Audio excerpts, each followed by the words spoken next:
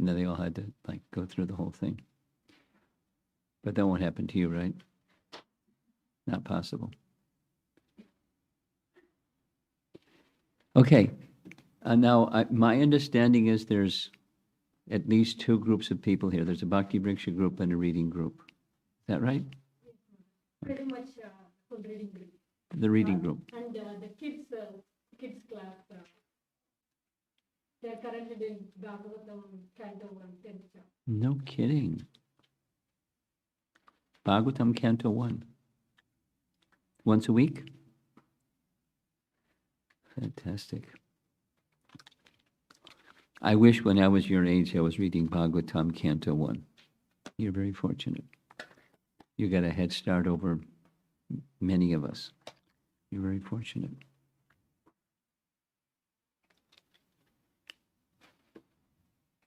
Well, I'll give a little background. The topic,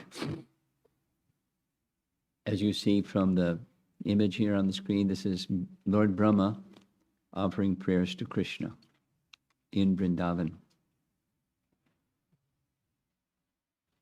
And it's found, his prayers are Canto 10, Chapter 14. And there's many different places to begin. Like, who is Brahma? That's a place to begin. The first-born living being. He lives for the duration of the entire creation. And that's a long time. How long is that? One day of Brahma is 1,000 yuga cycles. And 1,000 yuga cycles, that's his day, and then his night is of equal duration.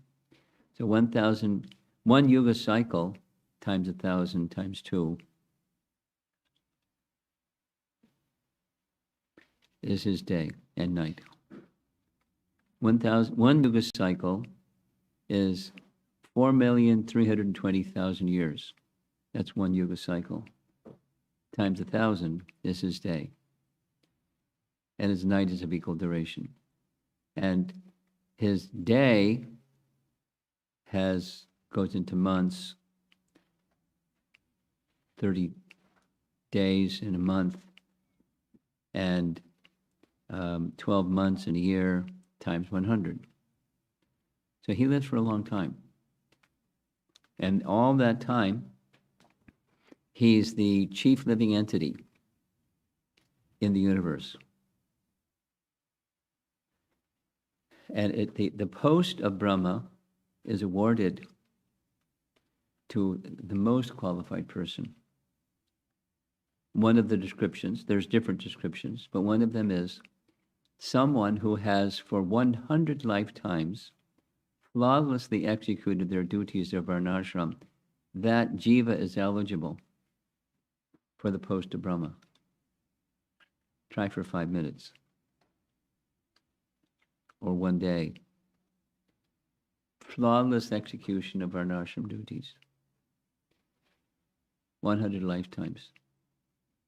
So the living entity that occupies the post of Brahma is a jiva, but highly qualified in terms of dharma, and highly qualified in terms of intelligence.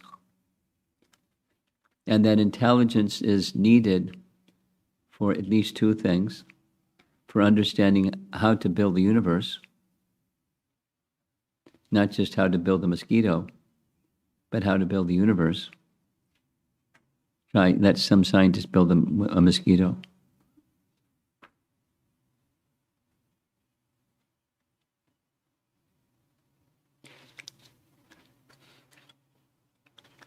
That reproduces itself. So he understands how to build how to take all the ingredients, the raw ingredients that are supplied by Vishnu, and put a universe together from that. And another intelligence that's required is to hear the sound vibration of the Vedas that comes from Krishna, from within his heart, and understand it and be able to manifest it perfectly, flawlessly, and teach others perfectly, flawlessly.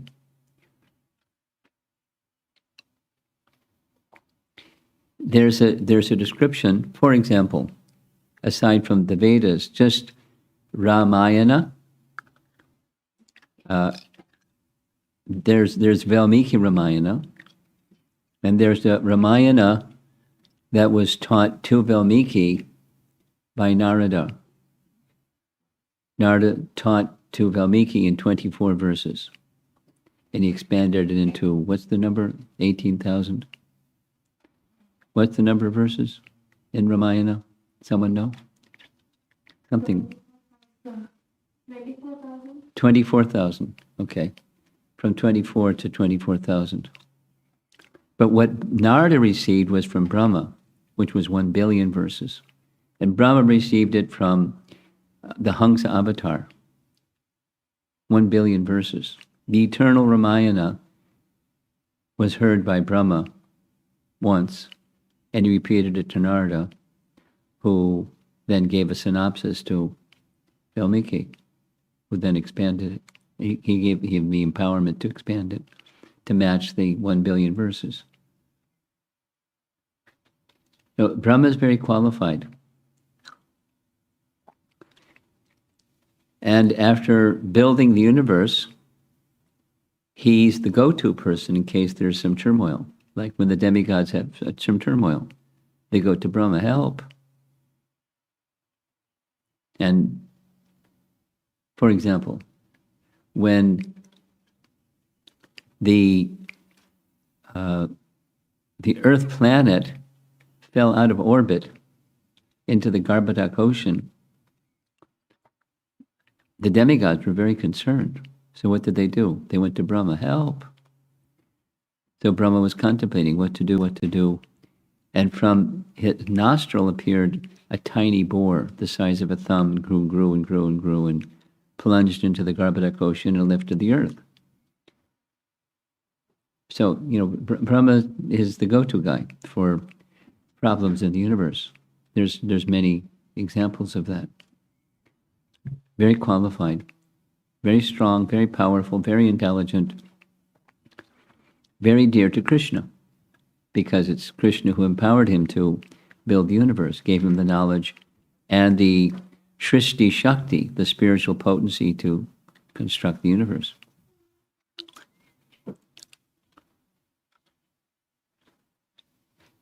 And once in every day of Brahma, we already heard the duration of Brahma's day, 4,320,000 times 1,000. Once in Brahma's day, Krishna appears on earth and performs the same pastimes that Krishna performs in the spiritual sky in Goloka. He appears and performs those pastimes, plus some special ones too.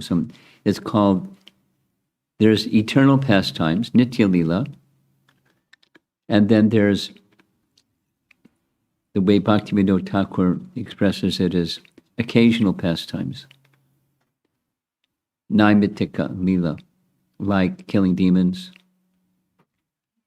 like taking birth. There's no birth pastime in Goloka. He's eternally a young boy, no birth pastime. And for that matter, his childhood pastimes. Because in Krishna Loka, Krishna, according to several of our acharyas, Rupa Goswami and Jiva Goswami, etc., Krishna is eternally 16 in Krishna Loka. No childhood pastimes, no demons. That's another topic. But Brahma, when Krishna appears, Brahma likes to visit. It's part of his creation, or the engineering work that he did, but it's Krishna's creation because ultimately he's the source.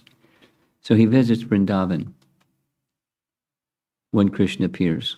And at the particular time when Brahma appeared in Vrindavan, there's other references where he visits in Dwarka, but when Krishna's on earth, he visits.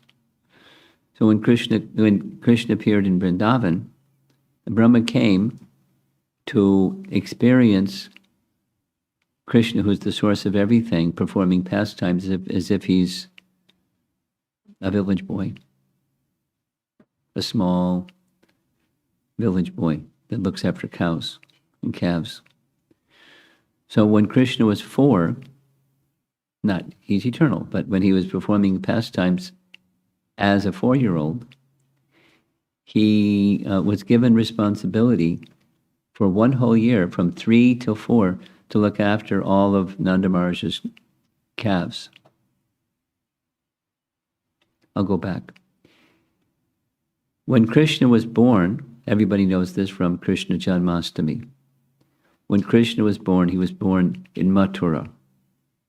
He was born in the prison house of Kamsa. Mother Devaki, father Vasudeva, Krishna was born, showed his forearm form. They requested, assume a childlike form. Krishna said, sure.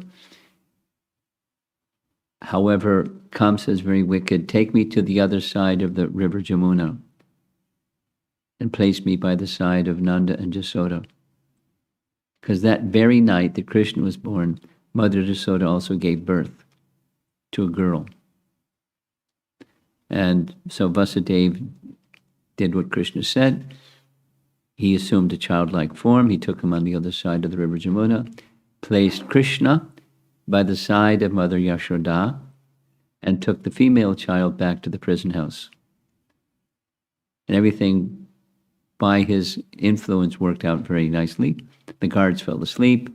The chains on his arms and legs and the prison house all fell open.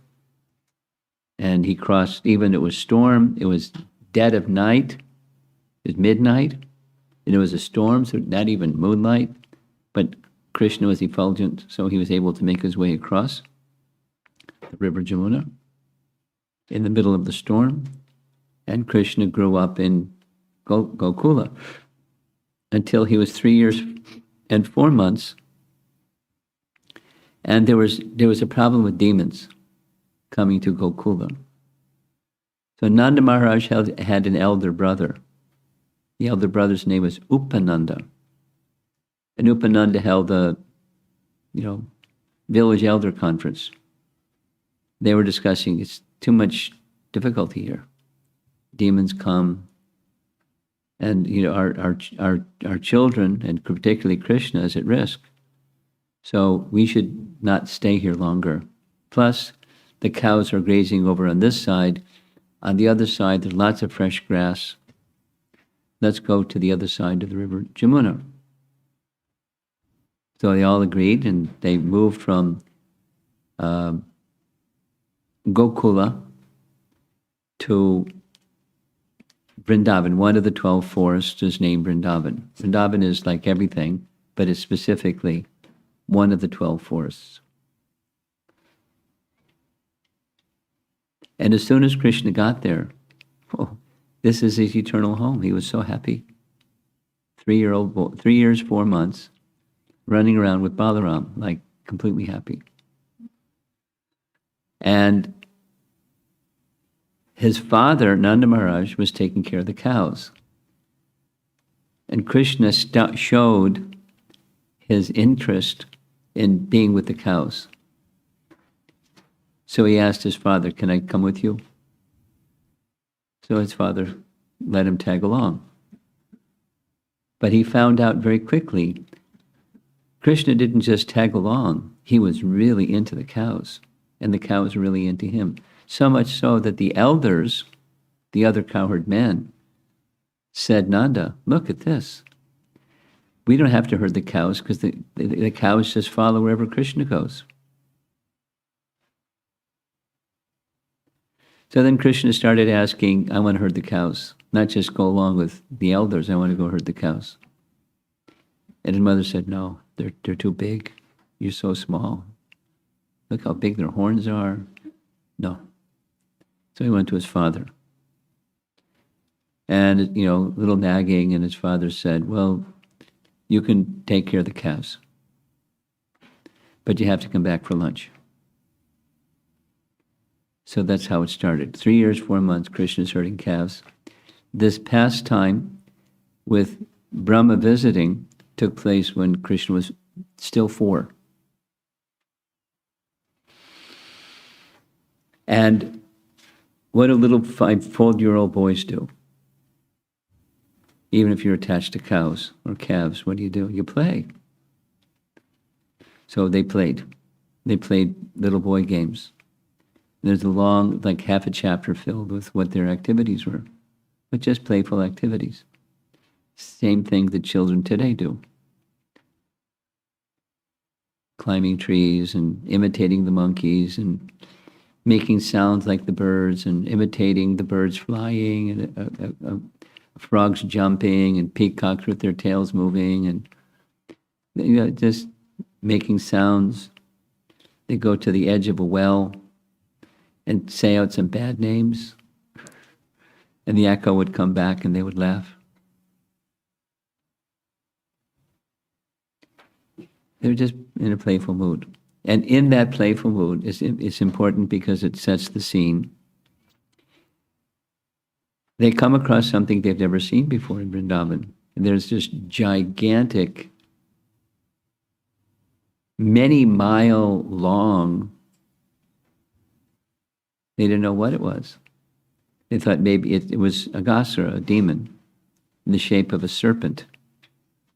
And they thought maybe it's a play place for us to climb around and enjoy. Krishna just created it for us. Let's go. And as they got closer, they smelled from the breath of Aghasura a very bad, foul smell, bad, fishy smelling odor.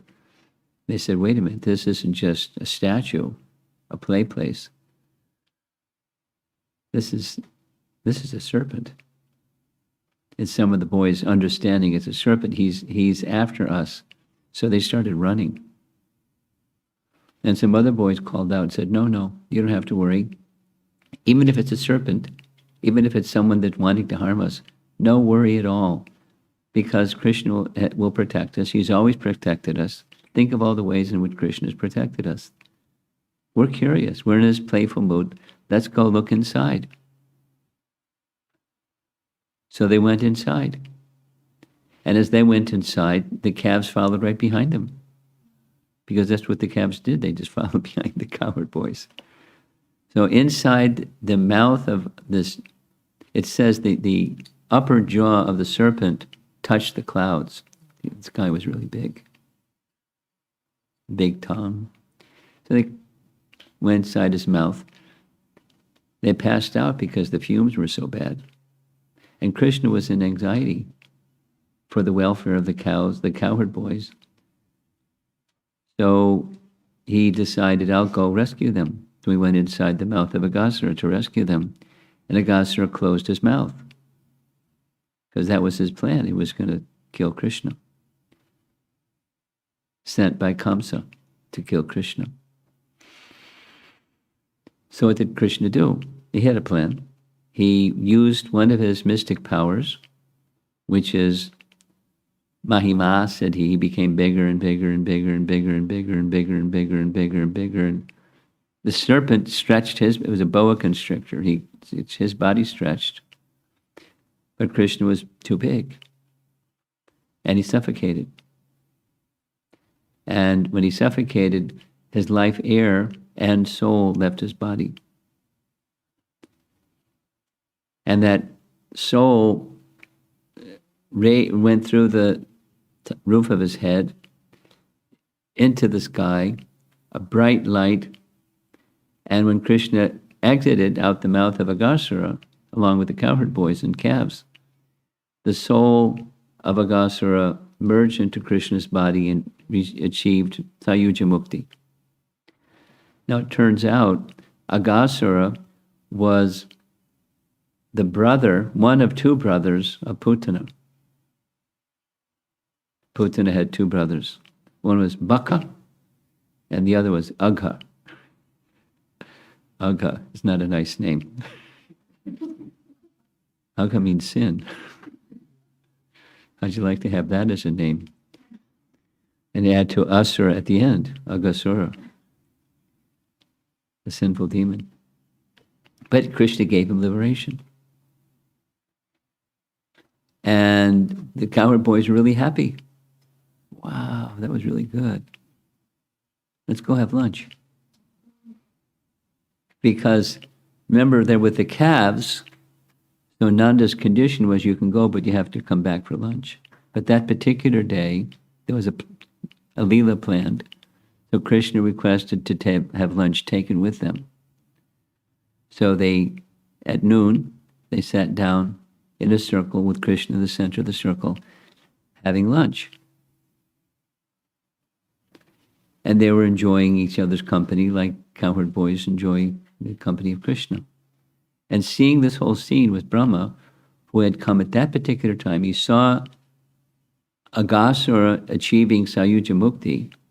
Then he saw Krishna and all the boys sitting around having lunch, like they're just little kids. So he was puzzled.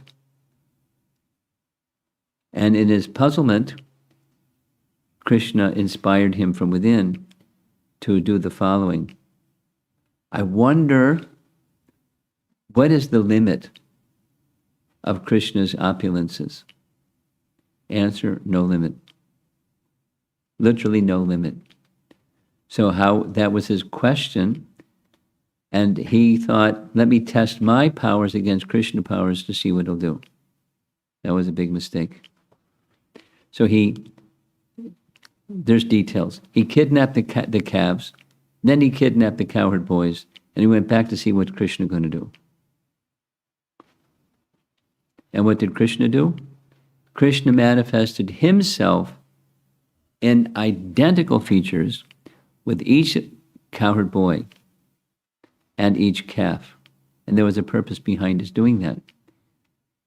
The purpose behind his doing that was, for 1 year, Krishna became the son of each of the ladies who had sons.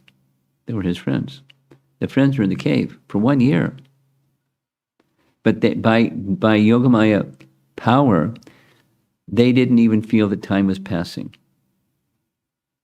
Their bodies grew. 4-year-old boy becomes a 5-year-old boy. Their bodies grew, but they didn't eat anything. Think of a 4-year-old boy that doesn't eat anything. That doesn't happen. But by Yogamaya, they didn't eat, they didn't drink, they didn't even notice the passage of time. Time stood still. Eternal time was manifest. Yogamaya made it easy for them. So that during that 1 year that passed, Krishna could be the son of each of those mothers. And the mothers didn't even recognize it wasn't their son, it was somebody else. Because Krishna manifested those sons, so he manifested likenesses of those sons. Exactly. In every respect. So their desire, Krishna is the fulfiller of desires, particularly pure devotees. So the pure devotee ladies wanted Krishna as their son. He became their son for a whole year.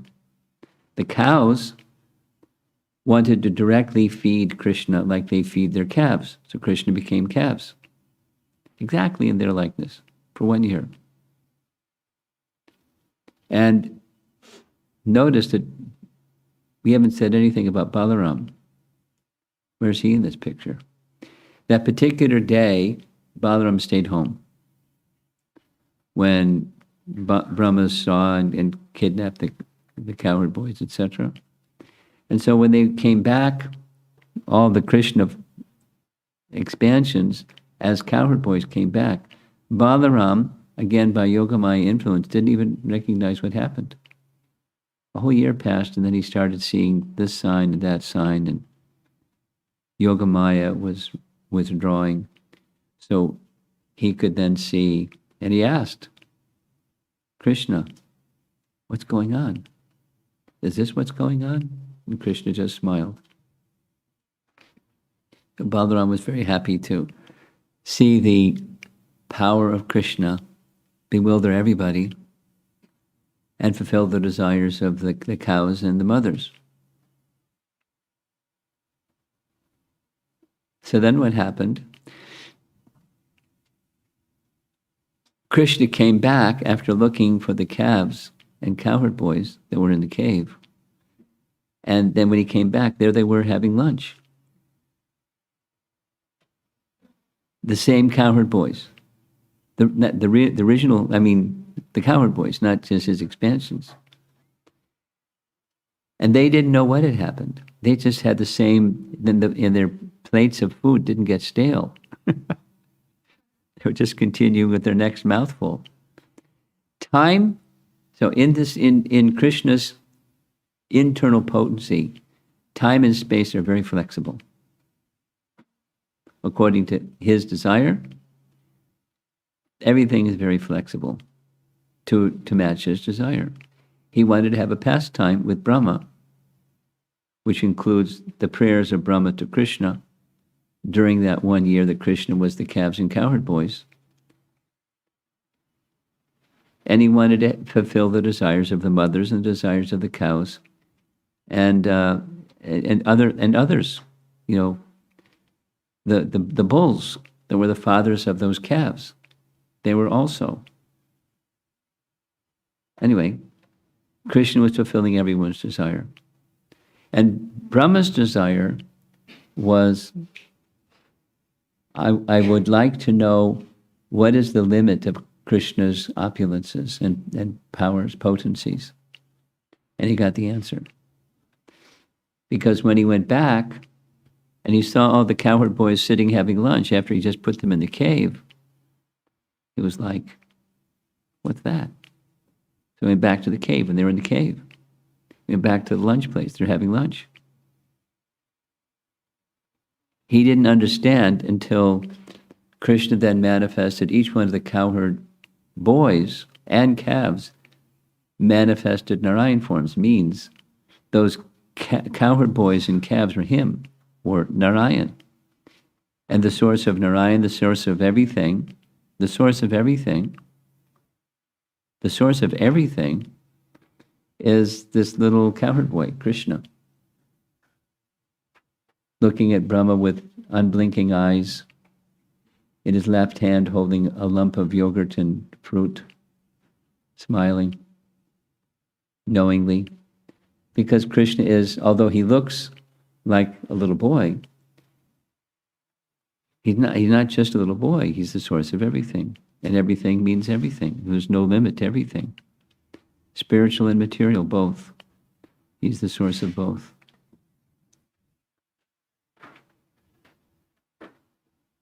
So Brahma fainted. Not only those four-arm forms, but surrounding all the four-arm forms were the personified Vedas, for each form offering prayers to the Supreme Lord. And each of those forms of Narayan surrounded by all of the potencies.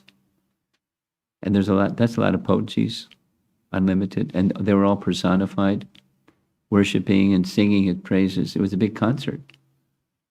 Very loud. They didn't need an amplification. It was really loud. And he fainted. And then what happened?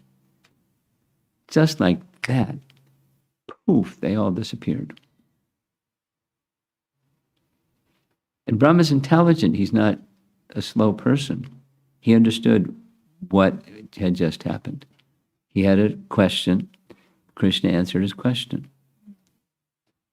And he showed that he is the source of everything, like all at once. It's not the same, but there's some similarity to Arjuna asking Krishna to show his universal form. Now, the universal form was different than what Brahma saw, because what Brahma saw is the spiritual dimension of forms of Narayan, unlimited in number, with unlimited potencies each one, all at the same time. Now, seeing the universal form, what will it be like to see the universal form? It's mind-boggling, because there's a description, but it's everything at once in all directions. It's better than a 3D movie. It's like everything all at once in all directions.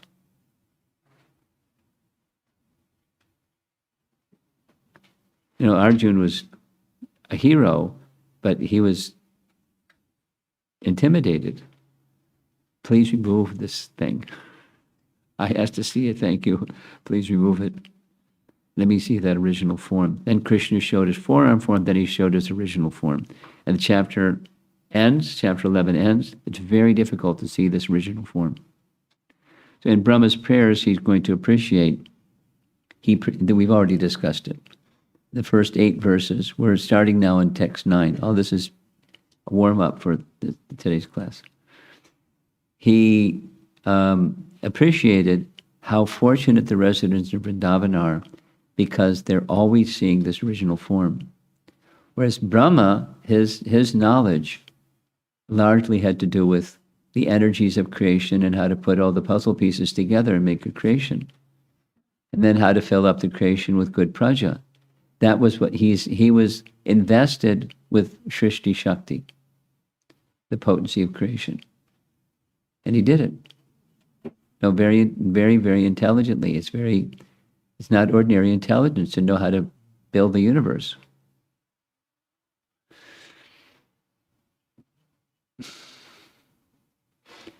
Now he's seeing the original form and understanding by Krishna's mercy. This original form is the source of everything, so he offers beautiful prayers. And he then several verses where he's saying this cannot be understood by Gyan. It falls short of understanding Krishna and his Bhagavan feature, the original 2-armed, holding a lump of yogurt and fruit in his hand, Krishna, with peacock feather. One cannot understand by Gyan. It's not possible. But by bhakti one can understand. So there's several verses we've already discussed where it's bhakti is the means to understand you, and the other means are not possible. One can get to the impersonal at best by certain procedures which he describes, but such persons, even those persons, cannot understand you. Now the next set of verses, which we're going to begin with now, is starting with text 9, and he's going to offer his explicit apology to Krishna for disrupting his pastimes. What to speak of, kidnapping children, that's a crime, isn't it? Not knowing modern times, you don't kidnap children. What to speak of interrupt Krishna's pastimes? It's a crime and it's a big offense, and he knows he made a big mistake. And he's expecting that the last verse that we discussed, text 8, he's expecting he's going to get a big reaction. And he's ready to accept whatever it is that Krishna wants to give for his big mistake. He's ready to accept it. But he doesn't want to budge an inch from the lotus feet of Krishna in the mood of service. So now he's going to apologize. My Lord, just see my uncivilized impudence. There's Aryan and there's Anaryan. Just see my Anaryan behavior. To test your power, I tried to extend my illusory potency to cover you, the unlimited, and primeval supersoul, who bewilder even the masters of illusion. Mayi, Mayini. What am I compared to you? I am just like a small spark. Archie, small spark, in the presence of a great fire. Very tiny. So it's an expression of humility and calling himself this name, an impudent, uncivilized impudence. He was testing, challenging Krishna. Not nice. Big mistake. Here's an image meant to show there's a striking of a match, and there's the fire that comes from the match, and then there's little sparks that go flying this way, that way. And he's like the little spark that goes flying that way. From the, not just a match, but the the source of all existence. Whatever potency he has for building a universe, it's just a spark of the unlimited potency of Krishna. Another nice painting that's pretty small swan to be carrying Brahma, but that's his swan carrier, according to the artist's depiction. And there's Brahma offering his prayers. Therefore, infallible Lord, kindly excuse my offenses. Kshama. Kindly excuse my offenses. I have taken birth in mode of passion and am therefore simply foolish, presuming myself a controller independent of your lordship. My eyes are blinded by the darkness of ignorance, which causes me to think of myself as the unborn creator of the universe. So we may not think of that about ourselves. We may think, I'm a really good student in school. Or someone may think, I'm a really good IT guy. Or someone may think, whatever they may think, I'm really good at basketball. Or whatever someone's thinking. Through false ego, thinking, presuming myself something, independent of the source of everything. My eyes are blinded by the darkness of ignorance, which causes me to think of myself as the unborn creator of the universe. But please consider that I am your servant. Aha. Natavan. Van means one who possesses, and Nata means master. So Natavan is one who has a master, or one who is a servant. Worthy of your compassion.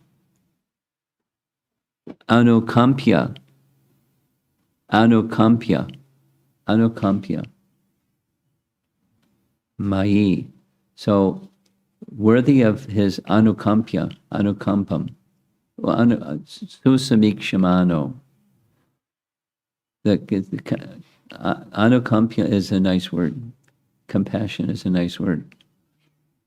What am I, a small creature? This is the next verse. A small creature measuring 7 spans of my own hand. I am enclosed in a pot-like universe composed of material nature, the total material energy, false ego, ether, air, water, and fire. Ether, air, water, and earth. Fire disappeared somewhere.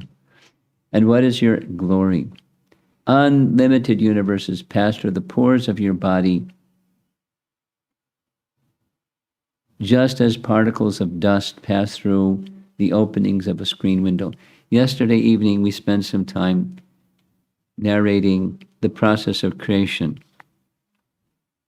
So I'll just touch on that again, because that's where the metaphor is coming from. Well, here's the image of the metaphor. There's a screen window, there's light coming through the screen window.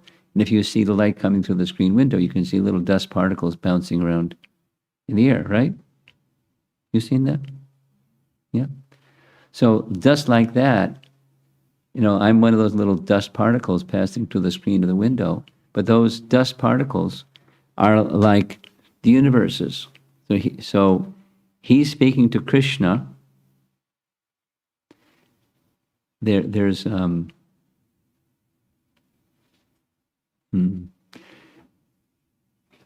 a devotee in China that reads Prabhupada's books very carefully, and they like to send me all these really technical questions. The expansions of Krishna. So who's Mahavishnu? Mahavishnu, in the language of Brahma Samhita, he's a kala, which means he's a portion of a plenary portion, which is, what does that mean? Krishna expands as Balaram, first expansion, right? And Balaram is not different than Krishna. He has the fullness of Krishna. The primary distinction means their complexion or their bodily color. Krishna is Shama, and Balaram is white like milk. But that's a direct expansion. And then from Balaram comes Sankarshan. And Sankarshan then expands into the other members of the Chatur Vyuha. Chatur means four. Four, Sankarshan, Vasudeva, Pradyumna, Aniruddha. That's called the first quadruple expansion. Then that Sankarshan expands as Narayan and Vaikuntha. Narayan and Vaikuntha expands as the second Sankarshan and the second quadruple. And that second Sankarshan expands as Mahavishnu. Therefore, he's a portion of a plenary portion. Plenary means complete. Balaram is a plenary portion. Plenary expansion. There's Sanskrit terms for all of this. And Mahavishnu is so big. How big is Mahavishnu? He's so big that from his body, as he exhales, there's pores, like we have for perspiration comes out. And the Mahavishnu, what comes out when he breathes, is universes. The universes come out as little seeds, and they start to grow, because seeds grow. So little, grow. And those seeds of universes interact with the Mahatattva. I mean, it's a longer description, which I spoke last night, but when the seeds, they're just seeds. The seeds then contact the ingredients for the universe, which is Mahatattva, Prakriti. But the seed of the universe is not Prakriti. The seed of the universe is all spiritual. Just like within this body, there's a soul, it's all spiritual. And then the covering of the soul is the body. But we're not the body, we're the seed or the spark of life. So the spark of life of the universes comes from Mahavishnu. His body's humongous. Universes are coming from how many universes?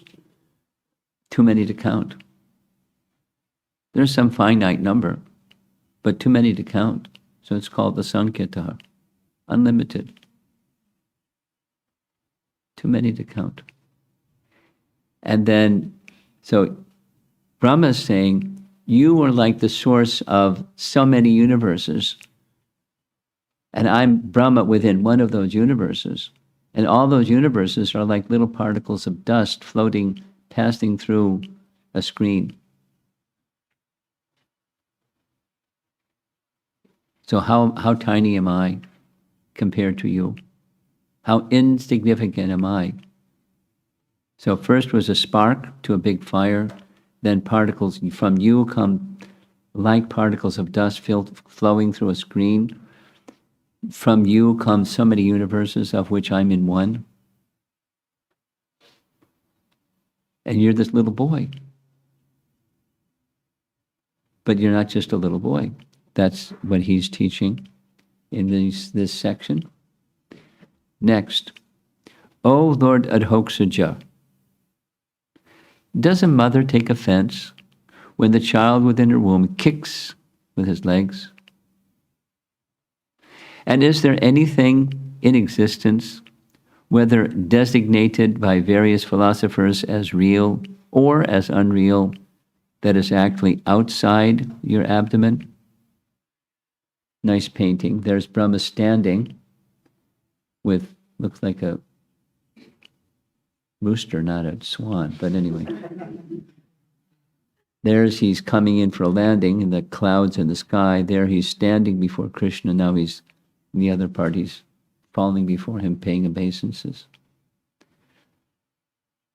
So he's asking for pardon, like a child within the womb of a mother would ask for pardon to the mother for kicking while in the abdomen of the mother. I'm like that. I'm like this little unborn infant. So is there something that's not within you? There's everything. Everything is within you, and I'm part of that everything, and I've just kicked So please be forgiving. Very nice, huh? Very nice. He is addressing Krishna as Aghasura. What does Aghasura mean? Any of our young people here want to say what the meaning of Aghasura is? What is Akshaja? Aksha. That maybe it's a common boy's name, Akshay. What does that mean? Looking around, don't know. It means to see.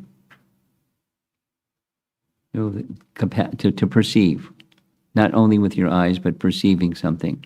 Akshaja. Aksha. Or Akshay. So Aksha is beyond the senses to perceive. So Krishna is beyond, he's seeing Krishna, but he's calling him Aghasura. I don't really see you. I see something with my eyes, but I don't really see who you are. But this much I understand. There's nothing that's outside of you. Say it positively. Everything is within you. But how can everything be within? He's this little boy, the size of a 4-year-old. And everything is within him. Well, guess what? Everything is within him. Just like Mother Yasoda saw when she looked inside Krishna's mouth. What did she see? She saw everything was within him. And there's like this fantastic description. It was far better than what Arjuna saw, the universal form. He saw all the stars and all the planets and all the rivers and mountains and all the demigods, and he even saw himself with Mother Yasoda looking in his mouth inside Mother Yasoda's mouth. Inside his mouth. That's what Mother Yasoda saw. She saw herself looking in Krishna's mouth, inside Krishna's mouth. There isn't anything that's not within Krishna. Everything that exists is within Krishna. Although his size is medium, meaning human-like, we shouldn't think of him as human with dimensions or limits. But everything is within him. And imagine a creator of a universe having that realization. He's looking at whatever it is that he's done, the universe that he's created or engineered. Here's the source of that and all the other universes that are coming from him like particles of dust through the screen of a window.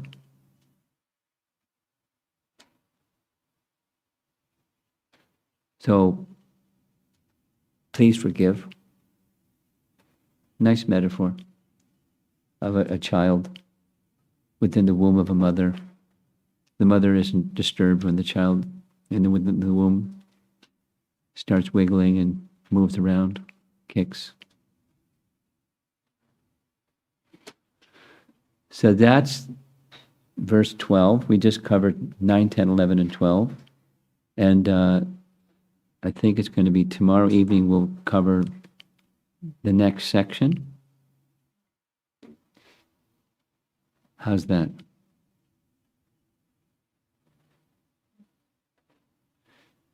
I'm tempted to, the audience, you're a good audience, like everyone looks attentive. So I'm gonna do a little treat. How's that?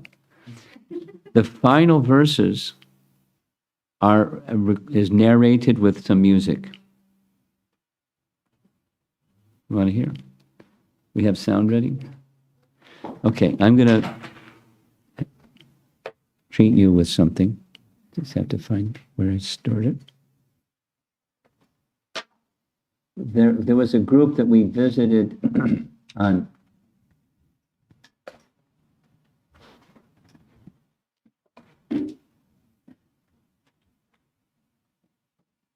Friday evening, and I showed them this. I think you'll like it. It's short and very sweet.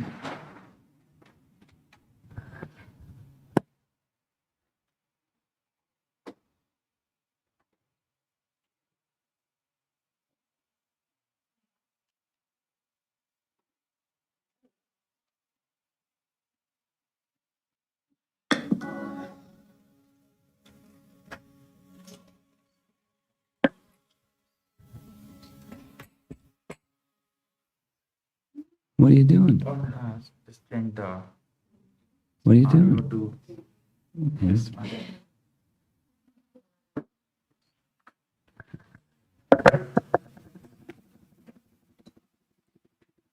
Boy, he's got toys.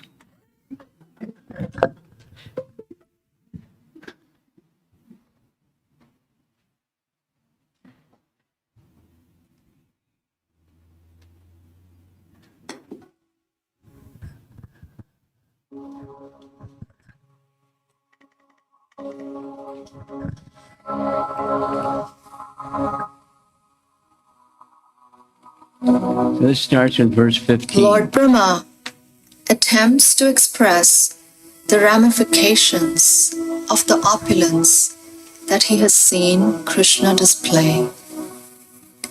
He prays to Krishna, "O Lord, I previously was unable to either understand or see you due to the coverings of your own Maya, your illusory energy. But you are the controller of that Maya, and that was proved by Mother Yashoda's seeing the universe within your abdomen. Now, at the present, that universe is externally manifest as your inconceivable energy, and it is therefore all that I perceive.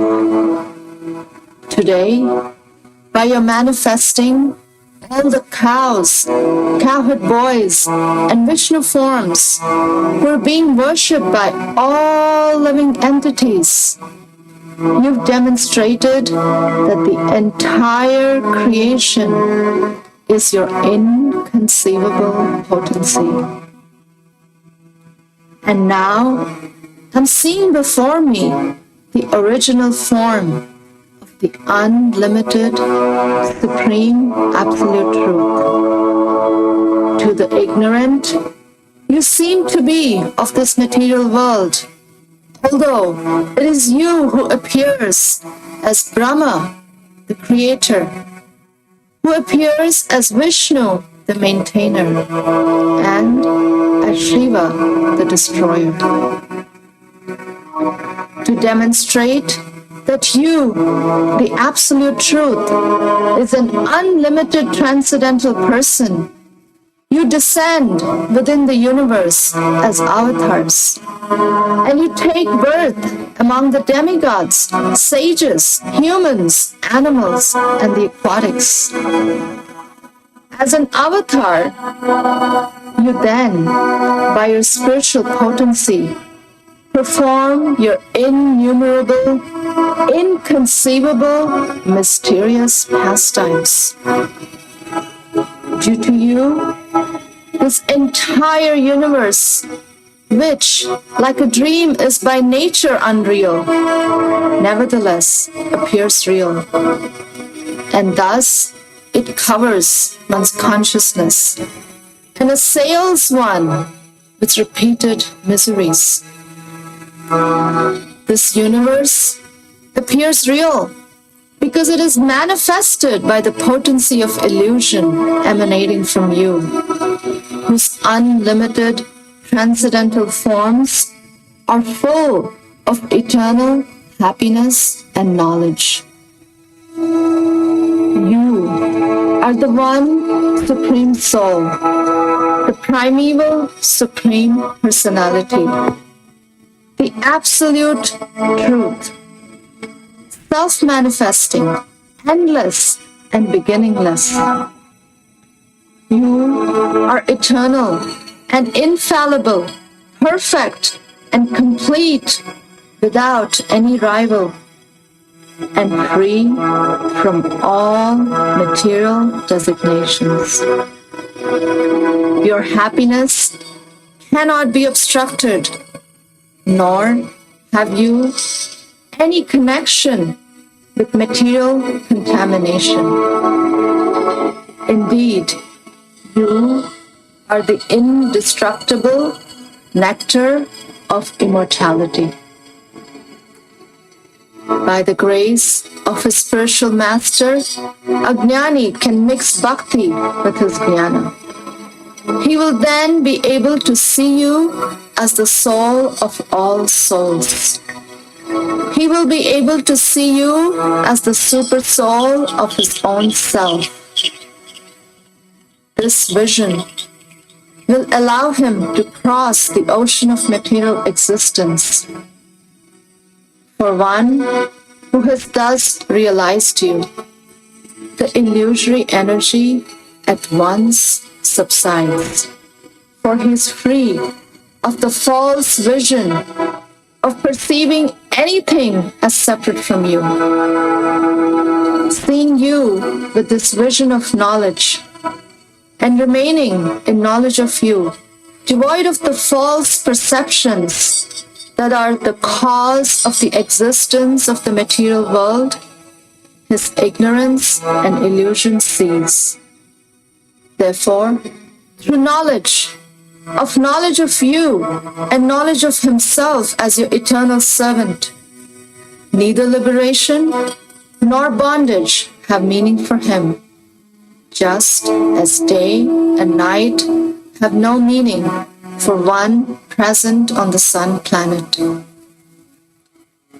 How foolish are the jnanis! How foolish are the mayavadis! They're fools because they consider your form as a manifestation of illusion. How foolish are the conditioned souls! Regardless of how intelligent they think themselves as being, they all perceive themselves as their bodies, and they thus fail to see their self as part of you. They're all fools because they reject you, and in so doing, they search for the Supreme Soul outside of your Supreme Personality. How foolish are all of these so-called learned men. O unlimited Lord, the saintly devotees who have added bhakti to their jnana seek you out within their own bodies by rejecting everything separate from you. Indeed, how can discriminating persons appreciate the real nature of a rope lying before them until they refute the illusion that it is a snake? My Lord, if one is favored by even a slight trace of the mercy of your lotus feet, he can understand the greatness of your personality. But those who speculate to understand the Supreme Personality of Godhead are unable to know you, even though they continue to study the Vedas for many years.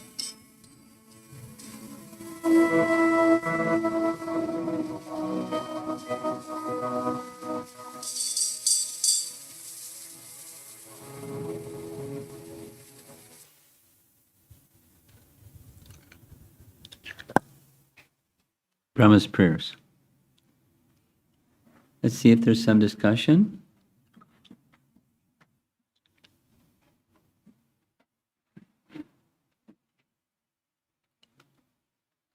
Caught you all by surprise.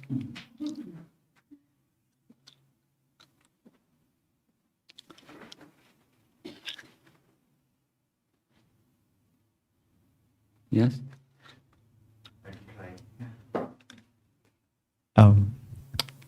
So in follow-up to my question yesterday, I'm feeling like shame or made a mistake or that kind of,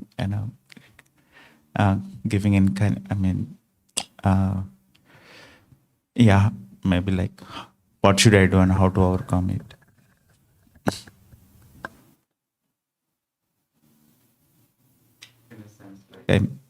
like there is shame, I made a mistake, or I keep doing the mistake and run away from it, or thinking I'm this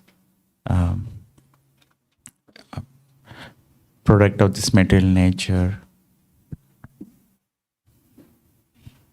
Sorry, I'm not able to put it. Well, if the mistake you're speaking of is like that image of the fellow going that way and Krishna's extending his hands behind and he just keeps going, that's all of us. And there's degrees, it's similar to the discussion yesterday evening. Proportionate to one's rebellion, it gets darker, and proportionate to one's submission, it gets lighter.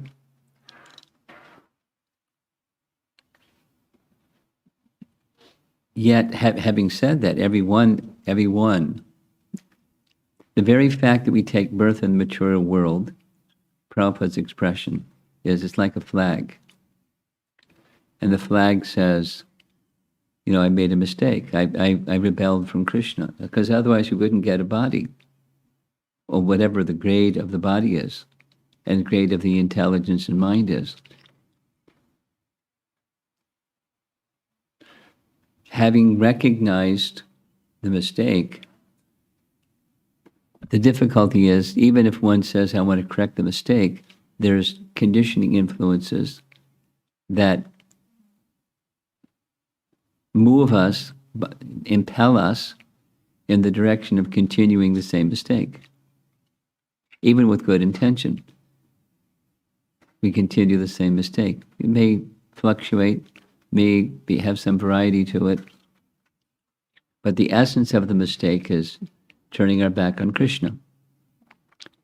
So when we recognize that the mistake that we made, shame isn't the solution. Shame just keeps one in darkness. It's definitely a lower mode of nature. So how do you change that channel to not that lower mode of nature? Shame is a very debilitating emotion. Gratitude to Krishna to have you wake up and say, gosh, I really made a mistake. And then, like what Brahma is doing, you address the person who you made the mistake with, Krishna.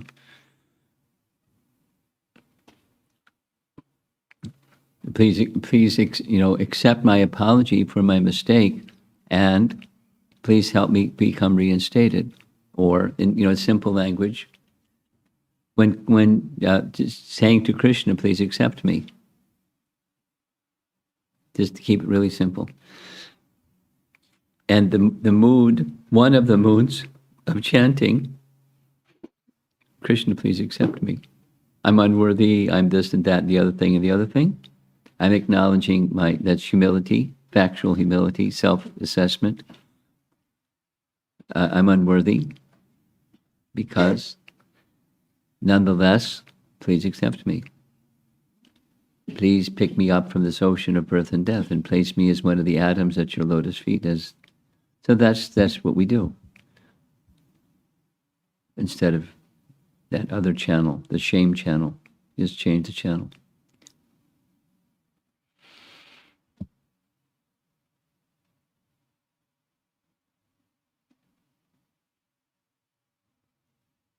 Anything else? Oh. You can take your mask down while you speak, then I can hear you better. Why is everything Krishna's plan? Why are we avoiding Krishna's plan? Why is everything Krishna's plan? Why is everything Krishna's plan? That's your question. Well, Krishna's plan for you and me is to be with him. So it's not everything is Krishna's plan, because Krishna wants us to be with him, and here we are in some other place. So it's not Krishna's plan that we're separate from him. He sanctions it. but it's not his plan. But how is it that Krishna sanctions everything? Because everything is his. He's the source of everything. Everything comes from him. So we can't be in illusion unless Krishna sanctions it. We can't be in Krishna consciousness unless Krishna sanctions it. So why is it necessary for Krishna to sanction everything? Because everything is his. He's the source of emanation of everything. Like, why is there darkness? Because when there's absence of light, it's darkness. So Krishna is the source of light, and when light goes out, then it's darkness. So Krishna is the source of darkness as well as the source of light, because everything is from him. It's not that everything is Krishna's plan, but everything is with Krishna's sanction. How's that? You clear? Okay. I thought you were going to ask another trick question. Sometimes children do that. Hare Krishna, Guru Maharaj. It was actually even bewildering for me to hear that Krishna was only 4 years old when this pastime took place. I had not known Krishna's age at this pastime. So just a comment. Okay. And from your last night's lecture, you mentioned, or one of the question was, you explained how Super Soul is one. Yes. So in one of the lectures, I had also heard that Guru is also one. Okay, I'm listening. So I did not understand what the speaker was trying to mean by that. There is a Vyasa Puja offering that Srila Prabhupada wrote on this topic. So if you send me a little note, I'll send you that Vyasa Puja offering. But in really simple terms, each guru is a representative of Guru Tattva, which is one. That take care of it? Guru Tattva is behind every guru. Without Guru Tattva being behind the guru, there's no guru. With Guru Tattva, there's one Guru Tattva. So different manifestations through different personalities, but the Tattva is one.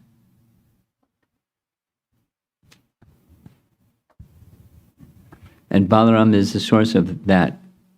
He's the Adi Guru.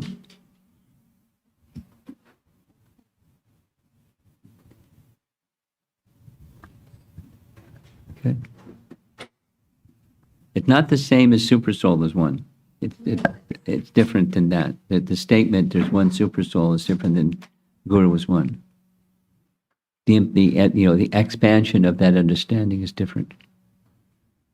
Okay.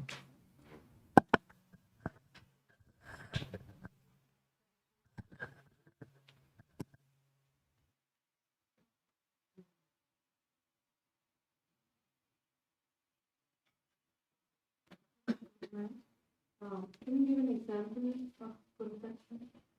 Give an example of Guru Tattva. How it works? That's your question?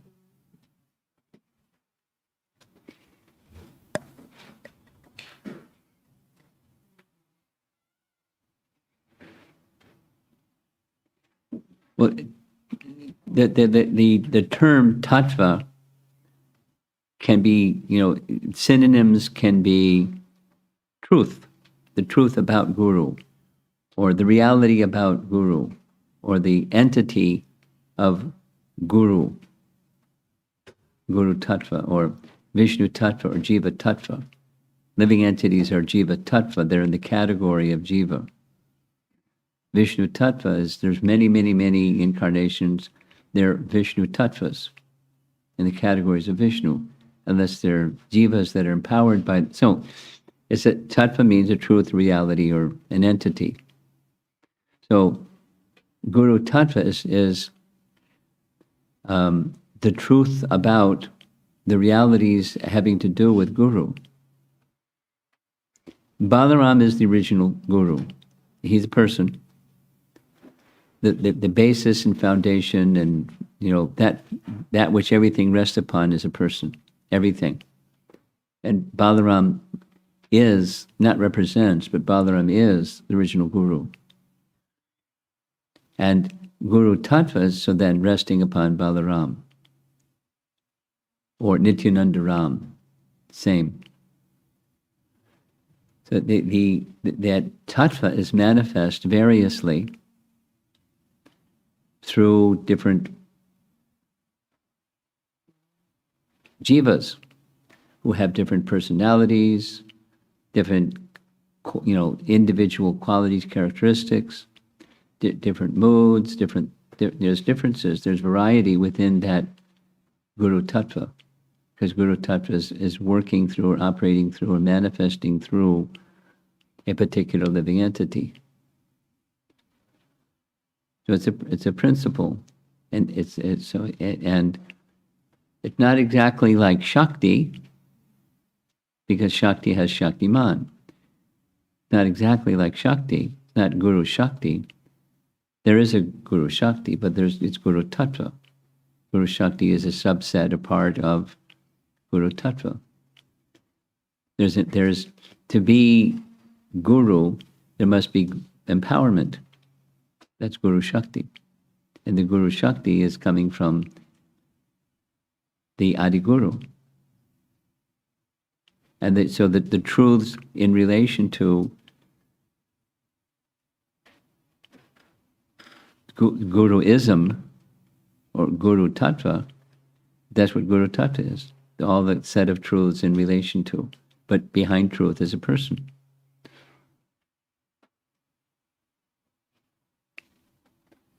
Okay. Next. Hare Krishna, Guru Maharaj. My question was where when Krishna appeared as Cowherd boys and stayed with the mothers for 1 year, was there any reference that they're getting that benediction of having Krishna as 1 year as a child? Any references? I'm not sure what your question is, but what happened in the hearts of the mothers in the course of that 1 year? Is that what you're asking? No, my question was Devaki had to go. Devaki and they had to go through so much of austerity to get Krishna as their son. Oh. What was their austerity or any previous life references that they got Krishna as 1 year as their son? It's not by austerities. There's both in relation to Mother Yashoda and Nanda Maharaj as the mother of Krishna, and in relation to the cowherd boys, there's a Sukadeva Goswami in narrating about them. Maharaj Parikshit, in relation to Yasoda and Nanda, he asked the question, which is what you're asking. What did they have to do to become Nanda and Yasoda? And there's two answers. The answer at the end of that chapter is they were given a benediction by Brahma. Drona and Dara were given a benediction by Lord Brahma to become Yasoda and Nanda. And the explanation is a little esoteric, but Yasoda and Nanda, they're eternally Yasoda and Nanda in the spiritual world. And they expand themselves. They expand themselves in the heavenly realm as Vasu, Drona, an expansion of the original Nanda, the eternal Nanda Maharaj. His expansion in the demigod realm is Drona, and Yasoda expands herself as Dara, or Dara. And there they are in, the heavenly realm, with the desire to have Krishna as to have a son, So they undergo austerities. This is Drona and Dara, not the eternal Nanda and Yasoda. And they had, so, because that was the question, what austerities? So they went under long austerities. Brahma came, yes, what would you like? We'd like to have Krishna as our son. So very good. Very soon Krishna will appear. You can go to the earthly realm where Krishna is going to appear and become his father and mother. And what happens is they, Drona and Dara, enter into the body of the eternal Nanda and Yasoda. And after the pastimes of Krishna are completed, they return to their heavenly realm.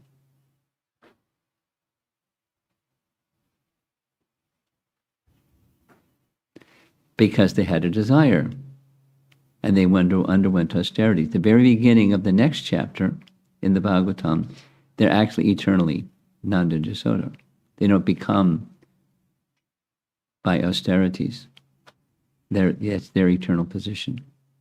They're Shakti Tattva. They're not living entities in a post that's awarded to them because of austerities. The puzzle is a little complicated, but that's what the Bhagavatam and our acharyas describe.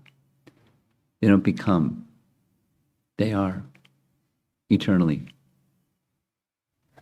And there's a pastime where they become.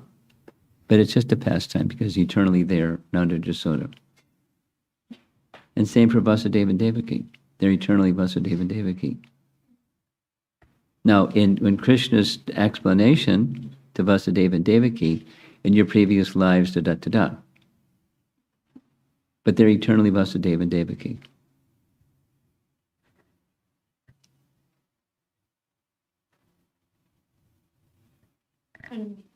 It doesn't easily fit into our software.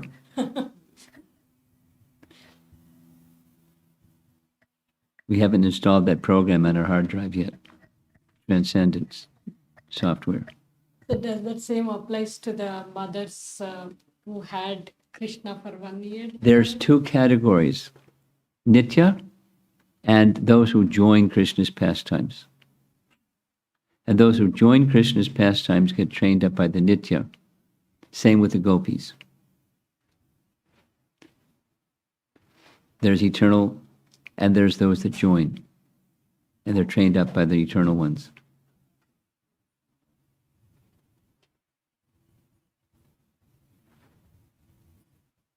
Okay? Maharaj, one additional question on behalf of the kids. They just learned Kunti Devi prayers, and I tell them that the prayers are very important. You should write your own prayer also.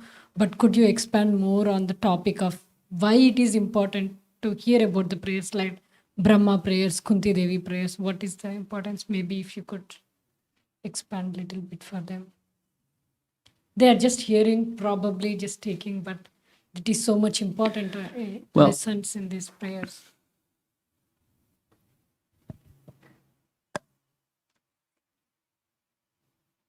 Here's a very simple, and there's layers, but we'll start with the simple. Theologies of the world acknowledge that the goal of their theology is to love God. Question: how can you love someone without knowing that someone? Tell me about that someone. And then, it'll help me develop a little attraction for that someone. Especially if I don't have qualification yet to associate with them and have direct experience of that someone. Let me hear about that someone. And let me hear about someone who intimately knows that someone. And when you hear from someone who intimately knows that someone, then you're getting the real story of that someone. Supposing you hear from someone that doesn't really know that someone, they don't have an intimate relationship. They'll have misunderstanding or, a very shallow understanding of that someone. So, but you hear from someone who has intimate, relationship with that someone, and they're saying things about that someone and their relationship with that someone, and even they say things that are like, "This is beyond my comprehension." when you do this or that or the other thing. That's also valuable. So the purpose, this is the initial 101 understanding. It gives us an appreciation of God, so we can develop love, because they're lovable. They're all attractive. What's all attractive about the all attractive? And here's details of the attractiveness.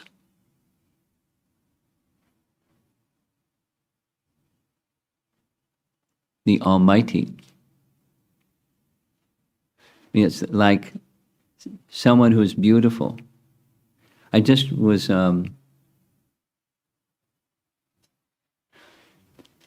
this is the 50th year anniversary of the installation of Rukmini Dwarkadish in Los Angeles, and of Radha Govinda in New York. So they just held a little gathering about how Radha Govinda came to New York, the deities. And the person who was narrating was Srimati Dasi, who was about 20 years old when she was given the assignment of going to purchase Radha Govinda in Jaipur. And her friend, who had been in India for about 6 months, Kaushalya, went with her because she knew how to get around in India, because she'd been there for 6 months, and she was also 20. Purchasing deities, tall marble deities that Prabhupada installed. So Srimati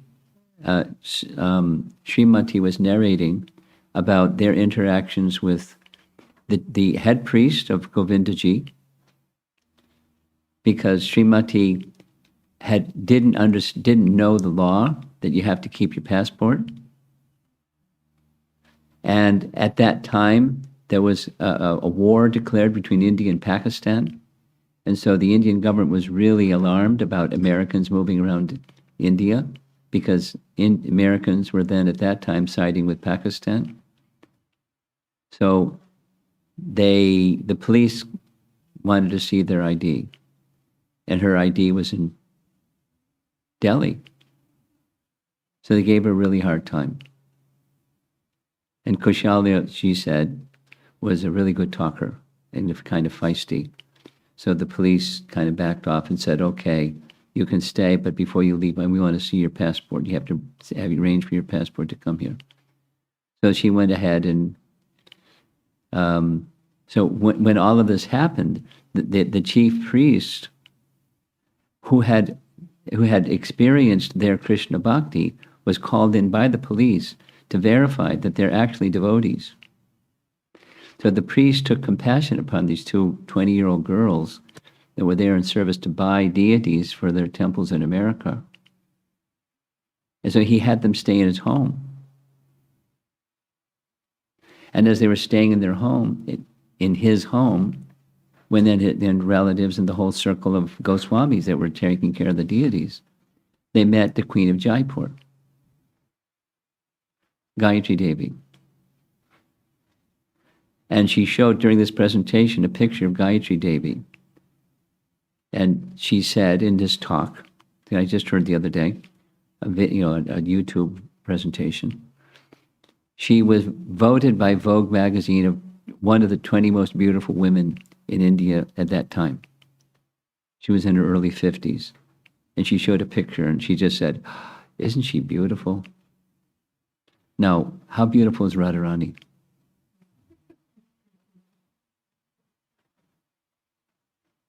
So if you want to become attracted to the all beautiful, how beautiful is all beautiful? How intelligent is all intelligent? How if people are attracted to opulence? How opulent is Krishna?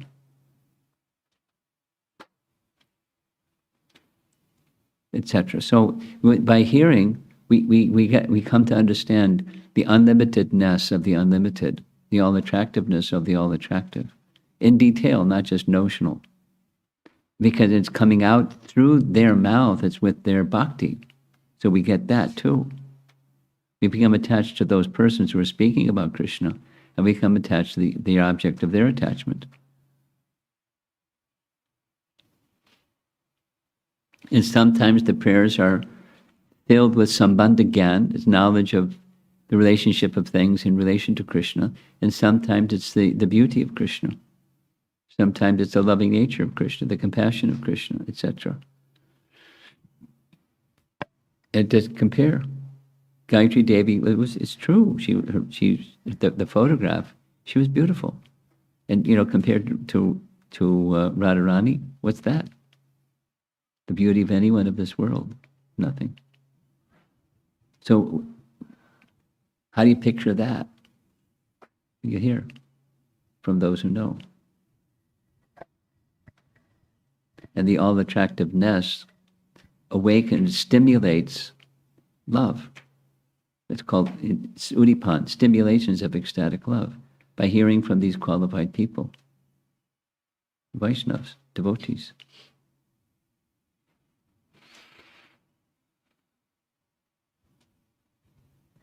Thank you, Maharaj. That gives me what should be my mood when I'm teaching to these kids, the driven force, how I should look at the whole shlokas when I'm reading to them. Thank you, Maharaj. Now the audience is shifting. It's going from the reading group to the children. Is that what's going on? I think you should ask the kids.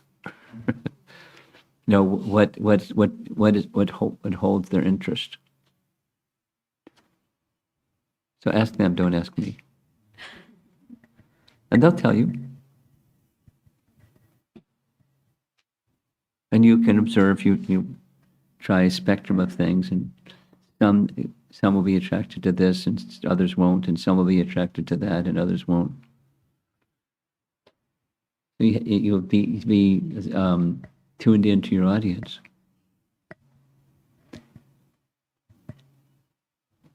Just before coming here, I was in Detroit, and I met a young couple with 1.5 children, and tell me how it's going. So one of the things they had to say is that the temple has some brahmacharis, but the brahmacharis just customize the content and the approach to how they conduct classes. Study classes. And if they say this, they go this. If they say that, they go that. So how to ask the kids? And then you experiment. And the experiment may change because times may change and interests may change and things like that. You just be very flexible and accommodate the audience.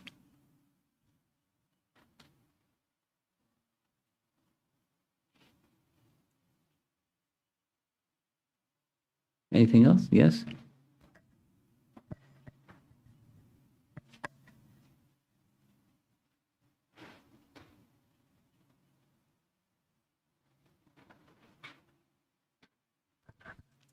Hare Krishna, Guru Maharaj.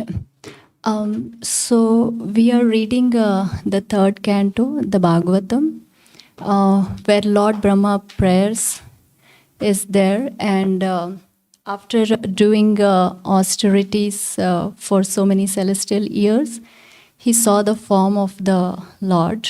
Yes. And now in 10th canto, these verses, so is this the same Brahma? Yes. Okay. Because again we are reading in 3rd canto, and again it's continuing in 10th canto. Unless you see a contradiction, you can assume it's the same Brahma. I'm preparing something for a group with the Chinese devotees about King Nriga. And there's a detail that Krishna says, who are you? Because the lizard, and he touches the lizard and he becomes a demigod. Who are you and how'd you get in this lizard body? He tells a story. And he says, I am the son of Ikshvaku. The commentary says, in 9th canto, it says, he's the brother of Ikshvaku. Same Bhagavatam. And then the commentators, Vishwanath says, it can be understood that it's different days of Brahma. So if there's a conflict, then it's just like a different Brahma, not just a different day of Brahma, but a different Brahma in a different universe or different iteration of the universe. Then that's allowed. But generally speaking, with Brahma in particular, it's the same Brahma unless there's a conflict. There may be some explanation behind it, why other than it's a different day or a different universe or something. And that's why we need our acharyas. But otherwise, same. And his experience is different from time to time. And that's also okay. We have different experiences. Brahma has different experiences. Thank you.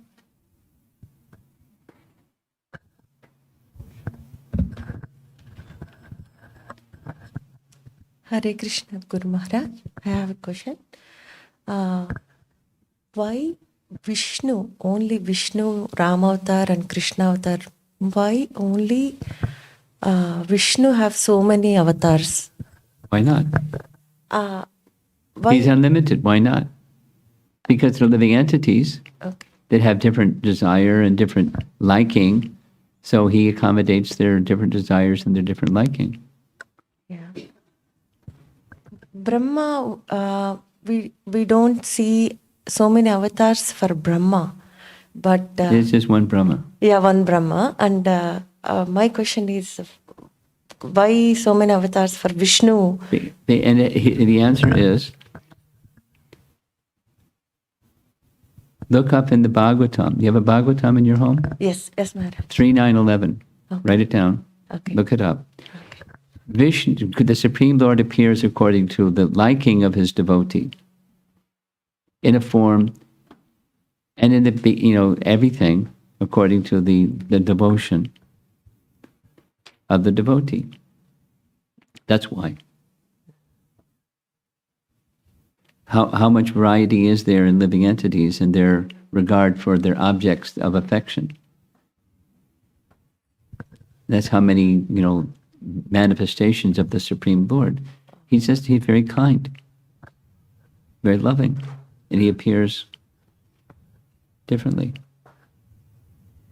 Just like, children within a family. Supposing there's a large family of many children, they'll see mom and dad differently according to their personality. Mom and dad may not like it, but that's what happens.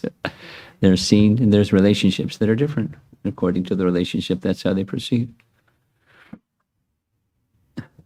Time to time, yugas and yugas, he comes for devotees. Even in different yugas, it's different. Sometimes. And sometimes. There's spools of likeness, and there's variegatedness also. And the other side is for his pleasure. For his pleasure, there's variety. And for his devotee, there's variety. He's not static, he's dynamic. Or not static, he's ecstatic. Wonderful lunch. Okay? Thank you, Maharaj. Okay, we have something online.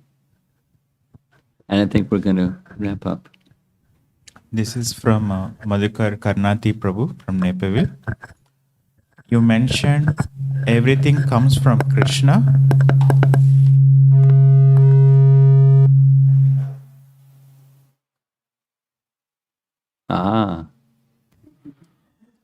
Everything comes from Krishna. How to understand other religions like Muslim and Christian?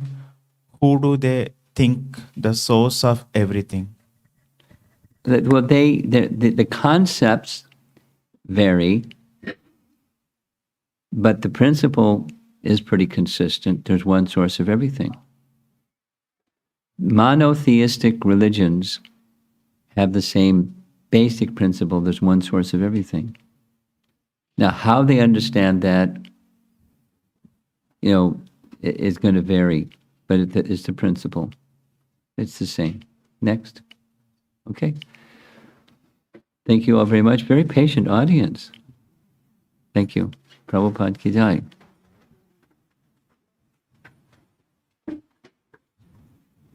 I have some Mahaprasadam, young devotees, so don't go away.